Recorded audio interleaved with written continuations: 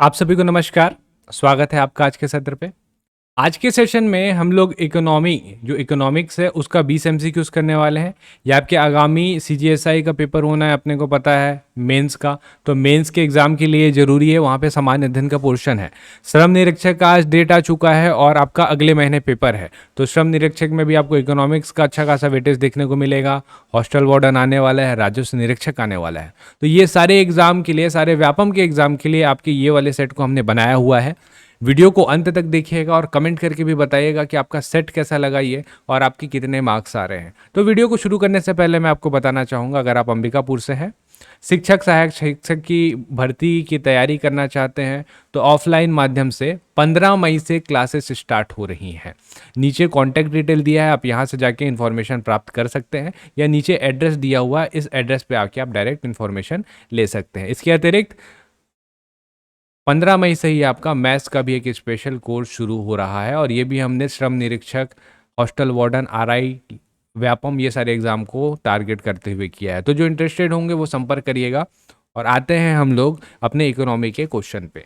तो इकोनॉमी का जो हमने रखा हुआ है, जो वेटेज रखा हुआ है, हमने इसको रखा हुआ है मॉडरेट लेवल का। तो एक बार आप ट्राई करके देखिएगा आपसे कितने बन पा रहे हैं, उसके हिसाब से आप अपने तैयारी को परख पाएंगे।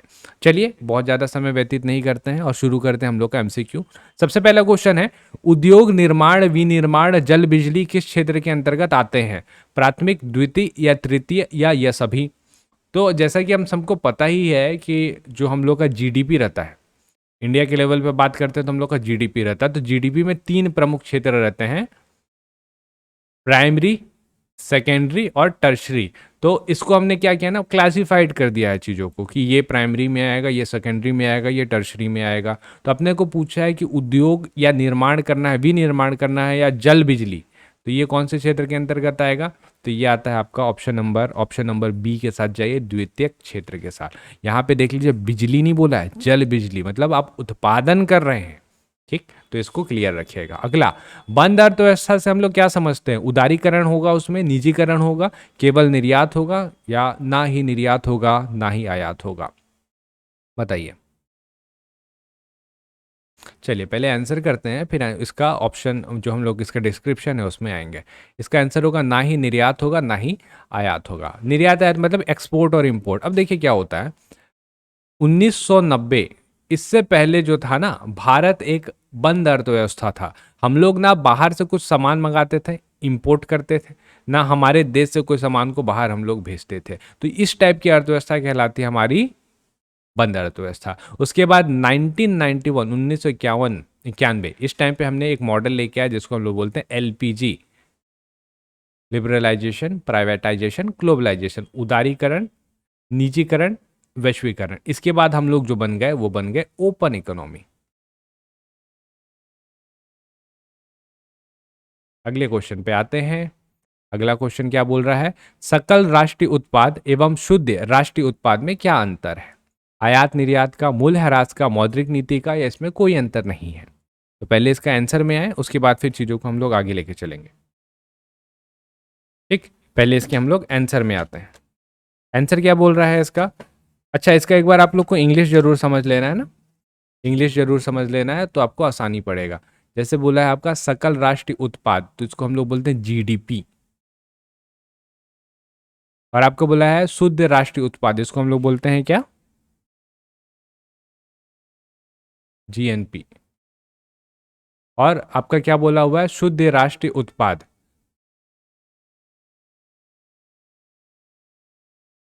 जीएनपी। और शुद्ध राष्ट्रीय उत्पाद को हम लोग बोलते हैं एनएनपी। तो ये दोनों में क्या अंतर होता है? तो हम लोग का जो अंतर होता है यहाँ पे निकालने का प्रयास करते हैं। ग्रॉस में जब आप डेप्रीशिएशन, मूल्यह्रास को माइनस करते हैं तो आपका क्या निकलता है?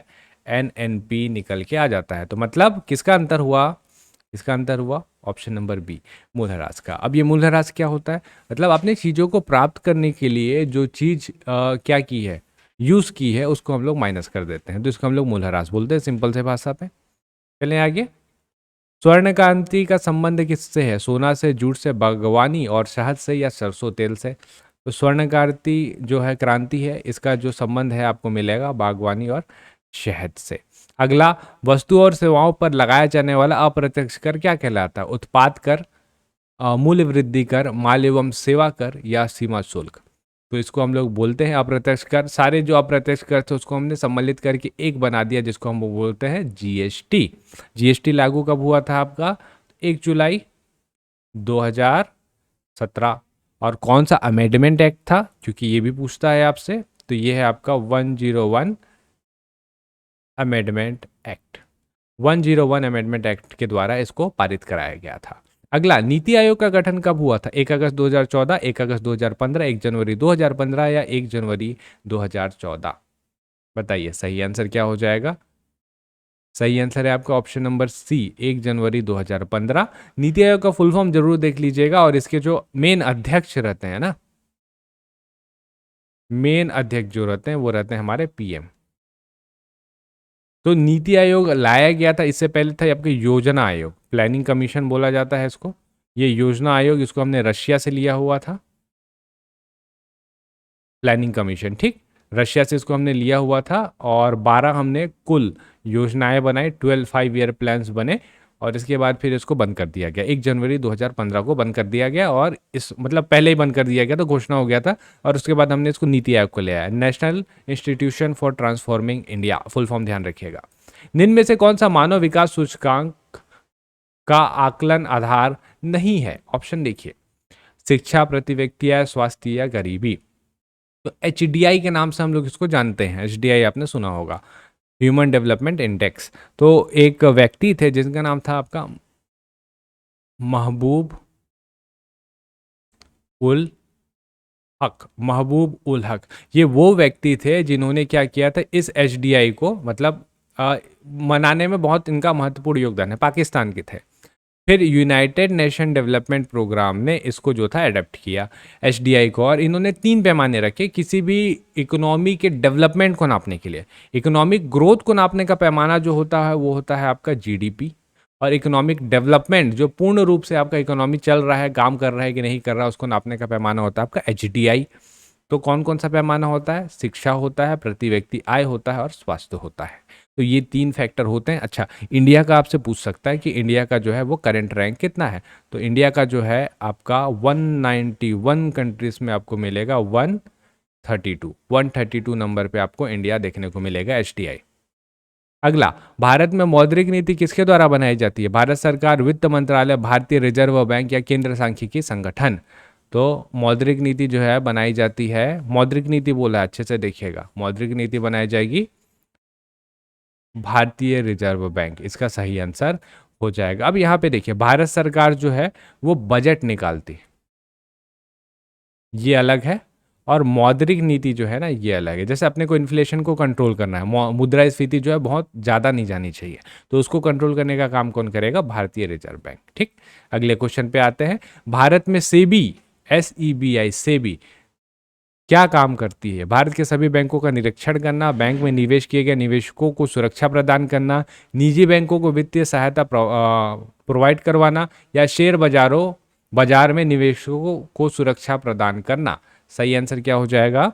सही आंसर है आपका इसका ऑप्शन नंबर डी, शेयर बाजार में निवेशकों को सुरक्षा प्रदान करना। अब ये जो सेबी है ना, इसकी स्थापना कब हुई थी? ये क्वेश्चन पूछता है आपका।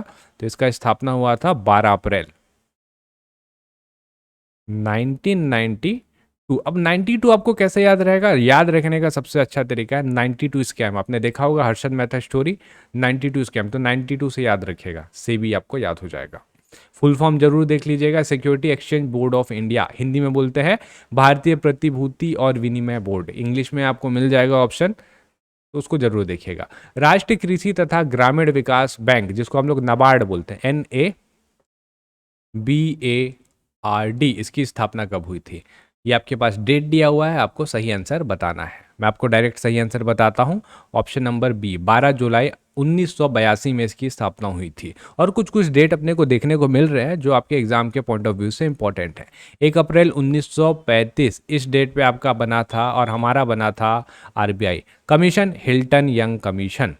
फिर 1949 में इसका राष्ट्रीयकरण कर दिया गया। 2 अक्टूबर 1975 ये वो डेट है जिस दिन पे हमारा और आपका जो आया अस्तित्व में, वो आया आपका RRB, ठीक। और 1990 इस डेट पे जो चीज़ आया उसको हम लोग बोलते हैं SIDBI, small industrial development bank of India. उद्योग से संबंधित बैंक है, उद्योग से संबंधित चीज़ों को देखता है। भारत में राजस्व घाटा हम लोग कैसे निकालते हैं? आपके पास ऑप्शन दिया हुआ है, आपके पास ऑप्शन दिया हुआ है, इसको एक बार आप लोग जरूर देख लीजिएगा। ठीक, आपको मैं डायरेक्ट जो है आंसर बताता हूँ, आपको मैं डायरेक्ट आंसर बताता हूँ। इसका जो डायरेक्ट आंसर हो जाएगा वो हो जाएगा आपका राजस्व व्यय माइनस राजस्व आय। तो राजस्व व्यय माइनस आप जब राजस्व आय करेंगे तो आपका निकल जाएगा राजस्व घाटा। ठीक, बजट डेफिसिट भी होता है एक, जिसमें हम लोग करते हैं क्या, कुल बजटीय व्यय माइनस कुल बजटीय घाटा। तो ये वाला जो सेकंड वाला आपको देखने को मिल रहा है इसको हम लोग बोलते हैं बजट डेफिसिट, बजट डेफिसिट। ठीक, एक रहता है आपका प्राइमरी डेफिसिट, तो इसमें होता है आपका प्राथमिक घाटा, प्राथमिक घाटा निकलता है इसमें, जिसको हम लोग प्राथमिक घाटा बोलते हैं, राजकोषीय घाटा माइनस ब्याज देता। तो ये वाला है आपका प्राइमरी डेफिसिट। इससे क्वेश्चन आते हैं ना सारे, तो इसको जरूर देख लीजिएगा, इसको जरूर देख लीजिएगा। ठीक, अगले क्वेश्चन पे चले। रिवर्स रेपो दर क्या होता है? आरबीआई द्वारा वाणिज्यिक बैंक को जिस दर पर ऋण देता है, वाणिज्यिक बैंक को आरबीआई जिस दर पर ऋण देता है, वाणिज्यिक बैंक को अपनी कुल जमा का कुछ प्रतिशत भाग आरबीआई को देना होता है, वाणिज्यिक बैंक द्वारा कुछ जमाओं का एक निश्चित राशि सोना, चांदी, निवेश मुद्रा तथा नगद के रूप में स्वयं के पास रखना होता है। तो सबका कुछ ना कुछ आंसर है। जैसे ये वाला जो दिख रहा है डी नंबर ऑप्शन, इसको हम लोग बोलते हैं एसएलआर।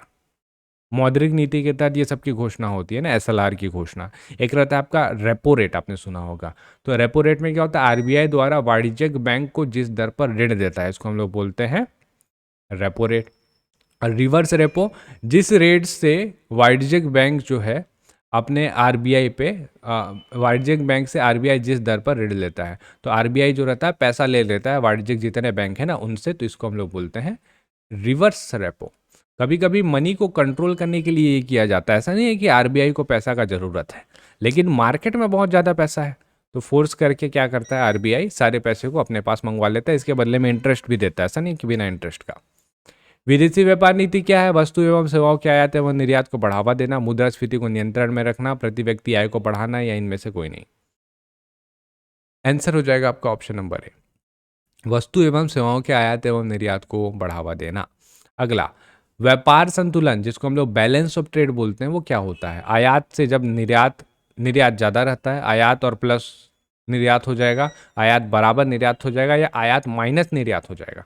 तो बैलेंस ऑफ ट्रेड जो होगा वो हो जाएगा आपका ऑप्शन नंबर डी, आयात माइनस निर्यात। अगला, लेफर वक्र। लेफर वक्र का संबंध किससे है? गरीबी, महंगाई, बेरोजगारी या कर के दरों से। तो लेफर वर्ग इंपॉर्टेंट है, आपने लॉरेंज और फिलिप सुना होगा, लेफर आपने नहीं देखा है। तो लेफर वर्ग का संबंध आपको देखने को मिलेगा ऑप्शन नंबर डी के साथ। चलिए, कर के दरों के साथ। ठीक, अब अपने को आता है कि वही लॉरेंज और फिलिप कहाँ पे आपका स्टैंड करेंगे। तो जब गरीबी की बात करेंगे तो हम लोग आएंगे लॉरेंज वक्र, जब हम लोग महंगाई की बात करेंगे और बेरोजगारी की बात करेंगे तो ये आता है आपका फिलिप्स वक्र, लॉरेंज और फिलिप्स वक्र ये होता है। ठीक है, किस पंचवर्षीय योजना में औद्योगिकरण को प्राथमिकता दी गई थी? पहली, दूसरी, पांचवी या आठवीं? तो ये है आपका ऑप्शन नंबर बी, दूसरी पंचवर्षीय योजना। इसमें हमने दिया था, अब राउरकेला बोकारो आपने सुना होगा, आपने सुना होगा दुर्गापुर, आपने सुना होगा भिलाई स्टील प्लांट, वो सब जो था आपका ये दूसरा पंचवर्षीय योजना में खोला गया था। पहला जो था इसके हमने किसके ऊपर फोकस किया? कृषि के ऊपर फोकस किया था। मुद्रास्फीति का कारण क्या है? घाटे की वित्त व्यवस्था, उत्पादन में कमी, काला धन, या यह सभी? तो मुद्रास्फीति पहले देखेंगे, पहले इसका ये देख लीजिए मीनिंग। इसका सही आंसर है यह सभी। मुद्रास्फीति एक ऐसी व्यवस्था को बोलते हैं जहाँ पे जो रहता है ना हम लोग का, इकोनॉमिक टर्म में मैं बोलूँ तो डिमांड जब ज़्यादा हो जाता है और आपका सप्लाई जो रहता है आपका कम रहता है, तो ये वाली व्यवस्था कहलाती है मुद्रास्फीति। मुद्रास्फीति में होता क्या है आपका, कि आपका जो पैसा है ना, पैसे की वैल्यू घट जाती है। मतलब आप 10 रुपये है आपके पास, तो आप 10 रुपये में 10 रुपये का सामान खरीद सकते हैं। आपके पैसे की वैल्यू घट जाएगी, आप 10 रुपये ही आपके पास रहेगा, लेकिन अब आप इस 10 रुपये से सिर्फ और सिर्फ 9 रुपये का सामान खरीद पाएंगे। आपके पास पैसा वही रहेगा लेकिन उसकी वैल्यू घट जाएगी, ये मुद्रास्फीति कहलाता है। अगला, भारत में किस प्रकार की अर्थव्यवस्था है? पूंजीवादी, समाजवादी, मिश्रित या कृषक? तो भारत में आपको मिलेगा मिश्रित अर्थव्यवस्था। वस्तु एवं सेवा कर जीएसटी में निम्न में से कौन सा कर शामिल नहीं है? सेवा कर, उत्पादन कर, सीमा शुल्क या व्यवसाय कर? तो इसका सही आंसर आप लोग करिए। इसका सही आंसर है आपका ऑप्शन नंबर डी, व्यवसाय कर इसका सही आंसर हो जाएगा। और एक लास्ट क्वेश्चन आप लोगों के लिए, भारत में मनरेगा कब से शुरू किया गया? 2005, 2007, 2009 या 2014? बताइए इसका सही आंसर क्या हो जाएगा।